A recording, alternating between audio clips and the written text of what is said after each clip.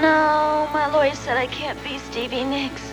I'm just a generic, non-specific look-alike. Hello, Welcome. Hello. Welcome to the generic non-specific Stevie Nicks podcast. I'm your co-host, Randy. and I am your co-host Anthony, and I am sorry that I'm dressed in a tank top, but it's warm today and I'm enjoying I it. think you're a boy of summer. I think that's just I'm a bad you are boy a bad for boy of summer, summer. Yeah. And that's okay because I am ready for summer. and I I don't know showed about everyone my you. boobs. Don't get Right. excited. Wait, Calm down. you This is you a need to family podcast. do the paper doll Paper doll. shimmy. Da-da, Everybody da-da. out there, imagine the intro to the paper doll song on Times. Right? Ah, how you doing, boo-boo? We're going to talk about rarities. Yes, I'm we doing are. good, Which and I'll I say it have up a. front. I don't want to spoil, but this Are is the they best rare? Stevie Nicks album ever. Well, Disc one of the Rarities is the best Stevie Nicks album ever. I disagree. So let's dig Okay. into that. Uh, First of all, and as we were talking, it's so great that Stevie has documented so much of her career through photographs, either her own or other people's, Herbie Worthington, Neil Preston, et cetera, et cetera. Yeah. But it bugs the crap out of me that this amazing vinyl box set, almost all of the photos are from the 70s and from Fleetwood Mac. Well, yes, I agree. But I think this is an apt photo. It I is. like, It's a great photo. It's a great photo. It's but also I apt take your point. because technically rarities is not the right nomenclature because these songs have been released and released and released Yes. and released. You know, I think in a way, like I would call them rarities because I think the generic, non-specific, everyday fan who likes, oh, Stevie Nicks, I know her, she's great. right? They have never, ever still heard some of these songs. Sure, sure. But for the rest of us, we're like, come on, Stevie, we know Yeah. there's some stuff out there that you're not releasing. But we're gonna do just disc one today. This is a three disc album right here, and it goes all the way through 2022. But today we're going, it's actually eight songs. And um, I think it's interesting that that the track listing is technically chronological by release, right? Because you start with like side one is Belladonna I and have all the Wild Heart. dates here, and I did not notice that until you said it. That's awesome. Yeah, yeah. And also everything on disc one except for Sometimes It's a Bitch was on the very first mixtape that you sent me. Every Well, single one of this them. was this was like such the era, right? Of Right. Yes. yeah, we should just keep going. I don't know if I should say it now or No, go ahead. Go ahead. general.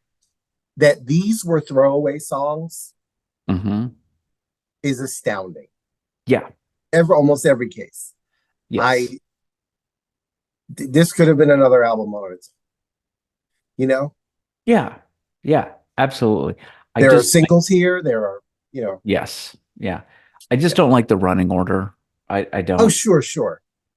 Um, but I mean, come on, Blue Lamp. Quality of Let's writing, just, the quality of performance, the quality of yep. music in Yep. almost every case. But you know, there's a couple of bumps that maybe had it been another album, she would have worked out. You Right. know, For sure. But let's hit it. Blue Lamp. I mean, come on. it's one of my favorite songs Yeah. Yeah, I do. from the 1981. It was not didn't make it to Belladonna, right? It did not. It was We're the gonna do very a first. episode one day. We're gonna come back. Okay, yeah. We're gonna go through these and we're gonna say what would we have thrown off the album if. Let's not do it now. It just No. popped in my head, so to say too. But But yeah, yeah. I think this is so well written. We've talked about operatic sometimes. I think this, like, Yeah. in terms of storytelling. I know it's supposed to be rock and roll, heavy metal because it was on the heavy metal soundtrack. Right. It was kind of Right? like misplaced on that soundtrack. Well, they were like, Stevie Nicks, we'll take it. What is she Right, farting? I right, don't care, you know? right. But yeah, storytelling top notch. I think this song is like a lyrical masterpiece of a poem. I think the vocal is awesome. The musicality was so wonderful. And, 10 out of 10 out of 10 out of 10. Oh, You know, absolutely. And here's the thing. Okay, number one, this apparently was the very first like song she recorded for Belladonna. So this was like the very first thing that she did outside of Fleetwood Mac that wasn't a duet with somebody else or a guest appearance. This was the start of Belladonna. And about the her fact, mama. right? She's still throwing off the album.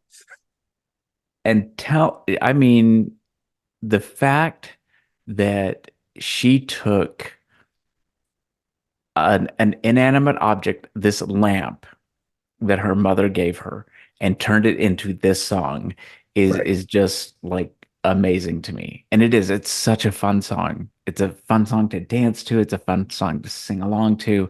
I love everything It's about it. just such a meaningful song, too. Yeah. It's fun, but Yeah. it's also got a lot of deep meaning. Did you know that I wrote a short story based on this song, Randy? I might have known something, but something about that. I wonder And what's the going to love happen to that. remaining. Hmm. Hmm, hmm, hmm, And I hmm. love these la la's better than the Stand Back la la's too. Great Yeah. song. Yeah, it is. It's a great song. It's a great, great, great song. Um, we're also going to try something today where we're going to try to keep our episode to like 30 to 45 minutes. So we Randy is saying, "Stop talking so much to me." That's what he's doing. no, no, Randy's just reminding himself because we will get off into the weeds. Um, but okay, so Sleeping Angel. Now here's where I want to talk about Taylor Swift in a minute, but Okay. go on. Um, You said something to me when you first sent me this mixtape that this was one of her best vocals ever and some of her best songwriting and talked about how it was at Fast Times at Ridgemont High and that really resonated with me when I listened to the song and it's stayed with me all these years. Um, And I don't remember it at all, so I'm glad you're telling yeah, you me. you absolutely you were like this is one of the best things she's ever Oh, I done. believe you, because to me, copy paste from everything I said about Blue Lamp. Yeah. Yeah, yeah.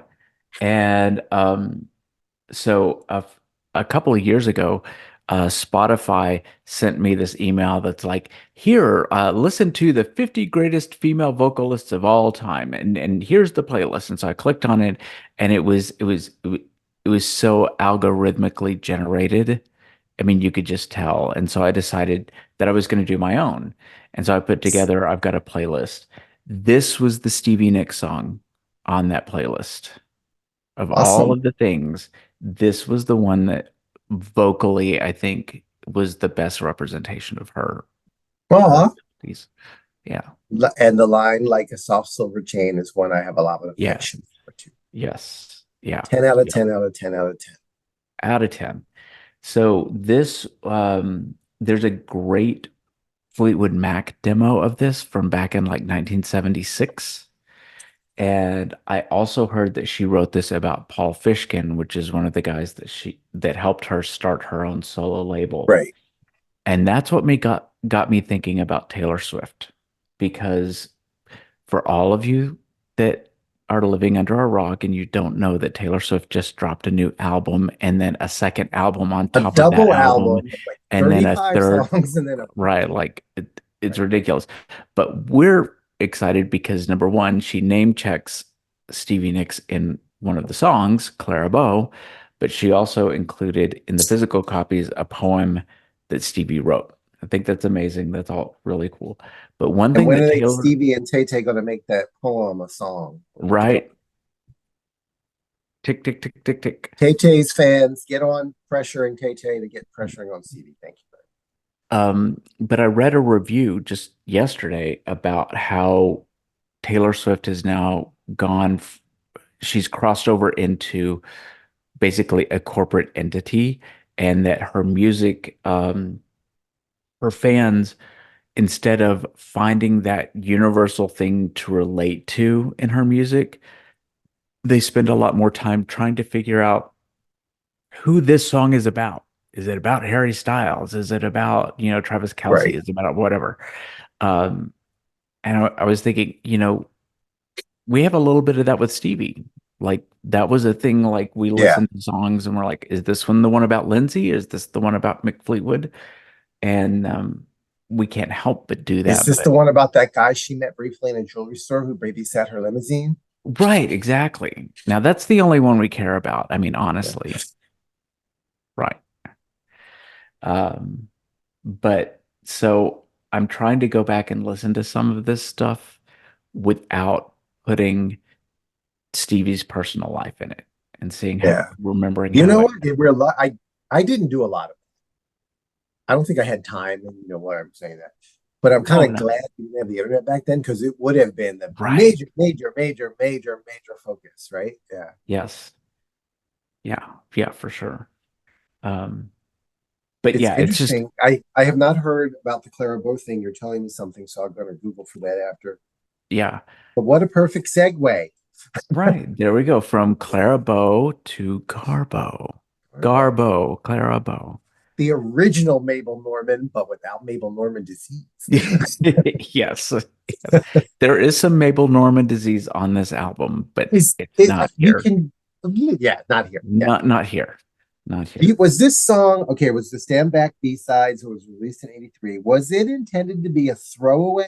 Like, let's just put it on there. No one's gonna listen to it. Or do you think she was like, I really want people to hear it? Like, why was it a B side? Do you have a I thought really where? think I think for most of Stevie's B-sides and things, they're pieces that she hated to have to cut from the album. Okay, And so she was going to find a way to put them out. I mean, the storytelling here again is like really strong and Hmm. unparalleled. And musically, I always thought it was an odd song, but I Yes, liked it. Like in a way, I always thought of it like more of a waltz than a slow it is. ballad almost. It is a It is absolutely a waltz. In fact, the waltz she um, mentions in the first line, right? yeah, Yeah. I have waltzed to this song. I mean, with a dance partner and everything. Okay. Yeah. So, um, You could be Garbo or even Marlena. You could be Marilyn or you could forget. And you're welcome, Madonna, for the right. inspiration, girl. Yes. I don't know. I always thought that. I have no reason to think that, but I always thought.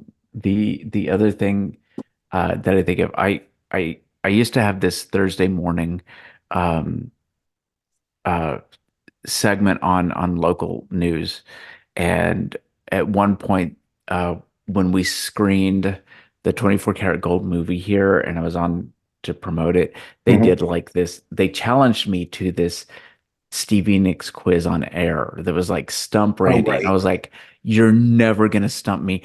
I know everything. And I went in there so confident.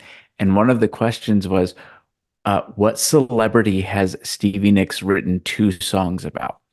And it threw me off because they said celebrity instead of like actress, because I don't Okay. think of Greta Garbo as a Sure. celebrity. Sure. Yeah. I think of her as an actress. And so I missed that one, but it was Garbo and Greta. Yeah. And I've always been mad about that, and I will go to my grave If being only she had so used her names in the song. Oh, wait. right. uh, so that's Garbo. Yes, we Kenny love Garbo. McTennington. Yes, Yes. absolutely. Um, okay, Violet and Blue, which was on the Against All Odds soundtrack. Again, just for emphasis, this was a throwaway track, and I don't get it. You Yeah, know, this could have been her first dance single before Stand Back, kind of, you know? it, it could have been. Okay, so here's the thing. Like, Oh, or is uh, it after Stand Back? I forget where it was from. no. This was definitely from the Wild Heart era as well. Okay. So I think at some point, and I don't know the document, I don't have the documentation for this, but I think at some point Garbo was actually intended to be the album closer. And then they recorded Beauty and the Beast and they put that on there instead and Okay. Garbo. And that makes a lot of sense, Yeah. because I could see Garbo closing it, but Beauty and the Beast is just Yeah. It's a empty. whole different direction. Yeah. I'm trying to think of the current or the established running order of the Wild Heart, where would Violet and Blue fit? Hmm. Don't ask me, Right. Randy. Because Do you again, have a thought? I Yeah, think you're right. I think this is the precursor to Stand Back. there you go. And maybe that's the thing. Maybe they were recording it and Violet and Blue was going to Maybe be they were on like, oh, there. it's too similar. Or You know, or they recorded it and then she recorded Stand Back and she's like, oh no, this one's better. boop, You boop. know? Yeah. Okay. So I I don't know. can't, It was probably very overwhelming. yeah. It makes you lose your composure. Oh, sure. You didn't put enough syllables in composure. And Sorry. my favorite thing about one of my favorite things about this is in the Red Rocks concert video where she finishes I need to know and the music stops and then she just says take your violet and blue mornings with you with like no music behind it. I just think that's so cool. I just think it's awesome. So I yeah, know it's that's spirited, it's backwards, but yes, not 0, 1, 10. 10 10 10 10. uh okay, here's a little bit of Mabel Normand disease. We've come to the one more big time rock and roll star. It's what I The mean. title is the very first. You know how, like, I don't know, folks that later get Alzheimer's, they'll notice, like, in their 40s that they have a weird habit. This was the weird habit that indicated Yeah. Norman disease was a few decades away. Yeah. Yes. Yes. The title, Well, the song a little bit, but I still really like this song a lot. I do too. Um, and Even though again, the beat and the melody were like seemed like Klonopin specials, even though they might not have been. yeah. Uh, and again, I think it's one of those songs that she recorded for Rock a Little that she was just like, I've got to get this out somewhere. So Okay. we're gonna slap it on a B-side. The vulnerability in her voice in this performance was just like, and the weird juxtaposition or contrast, whatever the proper word would be, of like the baby voice that she used a couple of Yeah. times. But What's the matter, baby? it was more like, all right, it's a lot. I can't think of it, but it's like this little baby voice, but it's saying something really strong. Yeah, And I love that juxtaposition of the lyric with the baby voice that she chose. I agree. If it Well, was all right, it's a lie. Say I'm not. I don't know. Like those might be examples. I didn't give it a it, 10 though it because of is. the Yeah. the beat and everything. I gave it like an 8.5, and I think that's the second lowest on this album. But I know you know which one's the low. Yes. And it's not the next one, It which is is, not because Tenny McTennington again. and I was so excited this was on vinyl. I mean, just amazing, So this was amazing. 86. So it was Yeah. probably a Wild Heart throwaway, a Balladonna throwaway. Rock a little, Rock a little. Oh, sorry. rock a So little. again, that this is a throwaway anything. So here's my big question about this because I didn't know what the songwriting credits were until this. And there's Okay. two guys, so it's something that she co-wrote with Gary Nicholson and John Jarvis, which are Okay. names I've never heard before. So my question is, most of the time these rarities are things that were cut from albums like Blue Lamp or Sleeping Angel or whatever. Yeah. And I wonder if she wasn't approached to write a song for American Anthem. Like, Mm. was this actually a Rock a Little cast off, Oh, or was okay. it something that she wrote Well, if it specifically? is, he should be pissed because it was played very briefly in the movie. Right. That And much so and you miss folks it. didn't really get exposed to it. And what a waste because this Yeah. song, like the way that they use the chain, and they've used it in lots of things, but in Guardians Right. for the Galaxy, for example, was Hmm. so perfect and powerful. And as a filmmaker, I can only imagine the ways this song can move the narrative and be so beautiful and be so Yeah. super popular. I Yeah. and then I heard that it was rejected from Time Space for some reason. I read today. Oh, really? And I think it was on the Japanese version where it was misspelled twice as Battle of the Dragons. This needs to be a filmmaker needs to grab this song and work it into a pivotal scene in a blockbuster very soon. It needs to be really released as a yeah. single. I mean, And go ahead, Randy. No, I want you to comment. I'm just saying, Battle of the Dragon. It could have been used in The Hobbit. It could have been used in Right. Lord of the Rings. There were so many places it could have been used. Yeah. And listening to it today, I had a kind of an eye opener. Maybe you have been there long before me, but I thought of your favorite superhero, not Wonder Woman, the other one, the one that brought us together. Keep Yes. that fury deep inside you and wish it to end. And when your friends start asking you why, you just say nothing. Now, if you're someone out there who's a fan of the Teen Titans and today's comic book and that doesn't resonate with you, I can't explain it to you. But Yeah. it's like, I didn't even think about it that way. it But just yeah. dawned on me today. Yeah. It's so like, it's almost exposition for that character. So there you go. The new live action Teen Titans. Right. We have to That's get where it on board. goes. We have to find out who the filmmakers are, and we're going to get this film, this song in that movie. And it Manifest. was and it would be so easy to rewrite the lyrics ever so slightly to Battle of the Trigon. Or I just throw just his name in there. yeah. Yeah, that's all we need. Kenny Uh McTennington again. yes. And the thing is, this song is so epically Stevie, Yeah. and yet it I don't know. It's it's like Stevie on steroids And or something. if So you I can are see why watching, it's not on an somehow don't album. know these songs, please do yourself the huge favor and listen to these songs.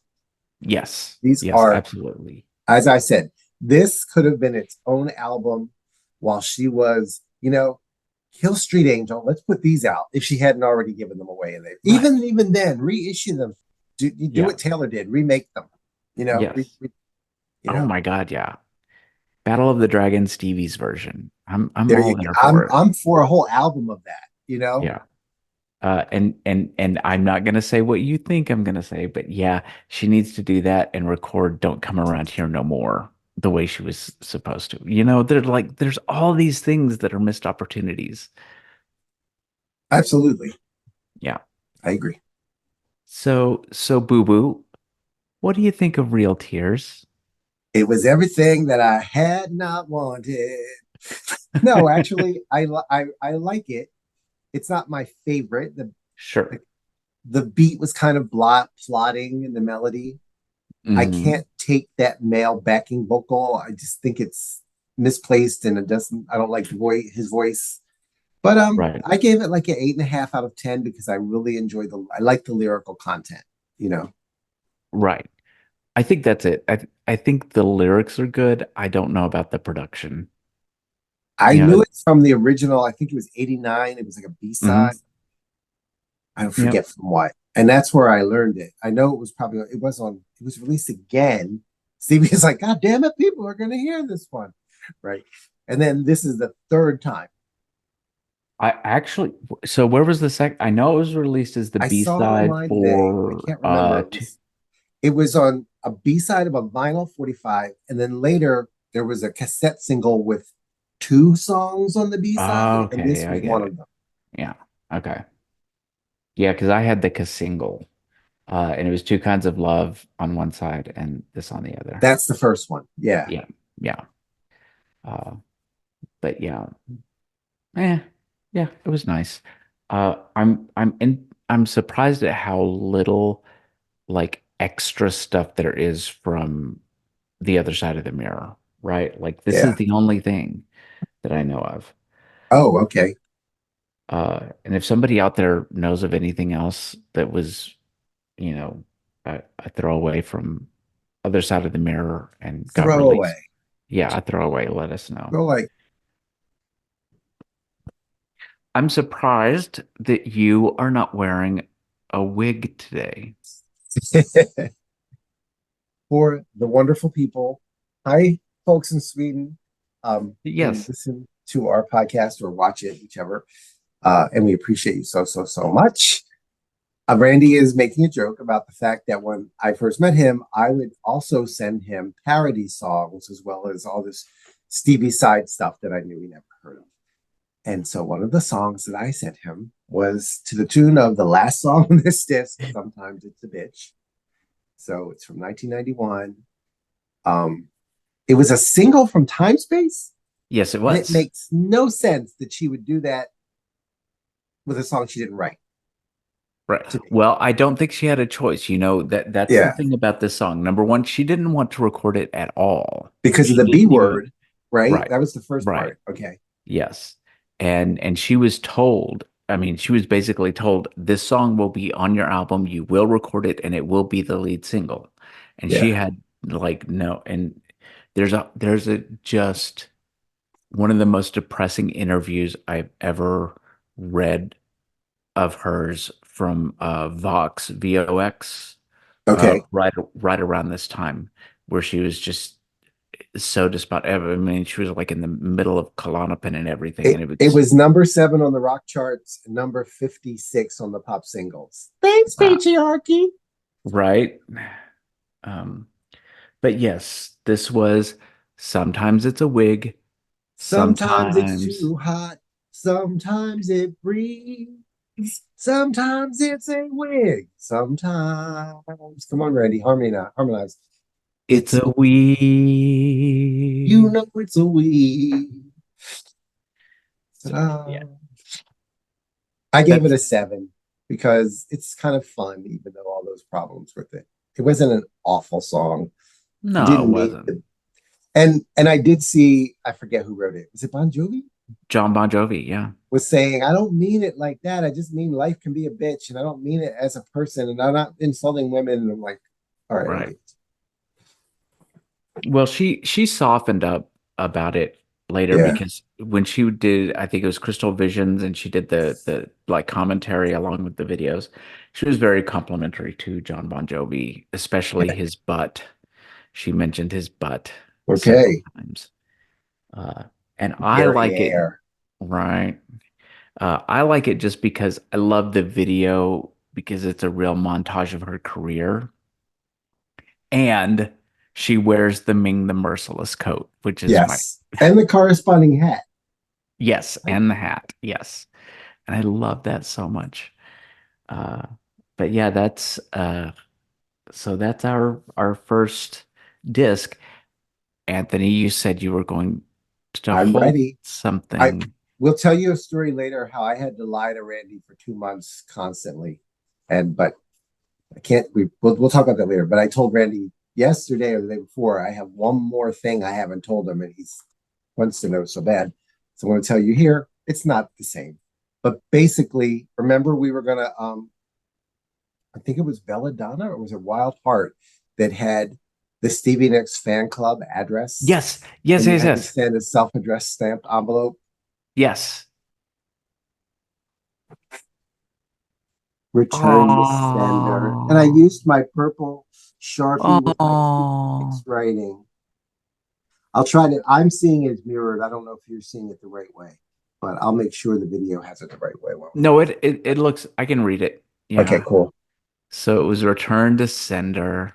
Yes, I was Well, hoping for some kind of like really cool thing to happen.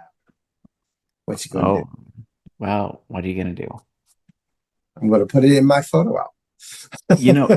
Honestly, if you wanted to, because that was actually pretty quick. That was right at 30 minutes. So, uh, with that in mind, we would love to hear what you have to say about these first 8 tracks from the Rarities.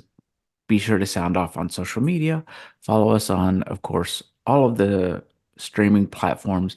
Like, share, and subscribe. Yes, Uh, yes, yes. and until next time, Anthony. I'll see you on the other side of the mirror. Well, all right, said Alice. Bye, folks. Thank Bye. you. Thank you.